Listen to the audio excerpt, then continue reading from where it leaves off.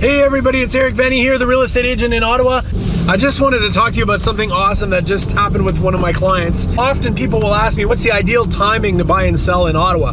And usually, I'll always recommend this one thing, but often this won't work for people because, it's a very specific timing. You have to be ready at the right time, and you have to kind of have all your ducks lined up to make this happen. But Ottawa is a seasonal real estate market. So every year we notice a lot of the same patterns happening over and over. In December, it's kind of a terrible time to sell. So people are thinking about Christmas, things are really winding down. The fall is still pretty decent to sell, but typically, in a normal year, December is kind of a terrible time to sell your house.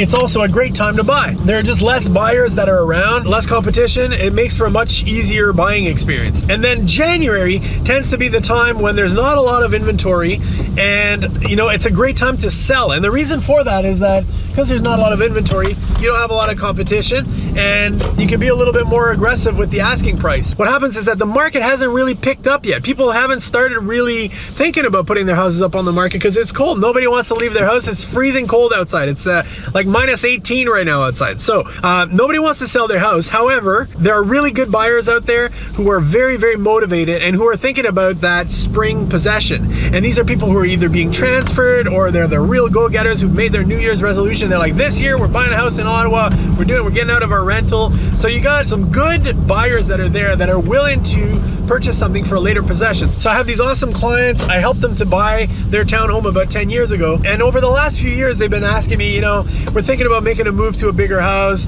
What do we need to do to line things up? And I kept mentioning this timing thing to them. And, they really took it to heart. They followed all my advice. They got their house all ready. And we started shopping in about September, October. In December, we made an offer. We got it accepted. We were able to haggle. We got about 20 grand off the asking price. They found a perfect place for a possession date in April. So then in January, they were getting their house ready at the beginning of the month.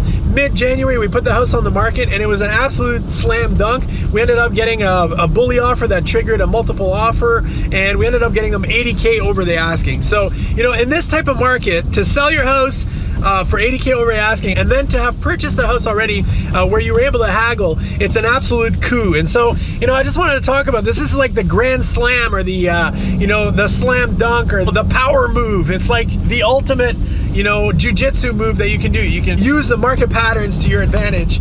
And, it's not for everybody, because often when somebody's buying or selling a house, often they don't have the leisure to, decide the month that they're going to do it. And sometimes things happen, It's not going to work for everybody, but if you have the choice, if you're in a house and you want to make a move to another house, there are ways to strategize to maximize your position in the market. I'd love to help you, whether you're buying, selling, upsizing, downsizing, whatever you want to do. There's a better way to do it. And if you're concerned about trying to make the best move, I'd love to help you out. Eric Venny here, the real estate agent in Ottawa, signing out. You be good out there.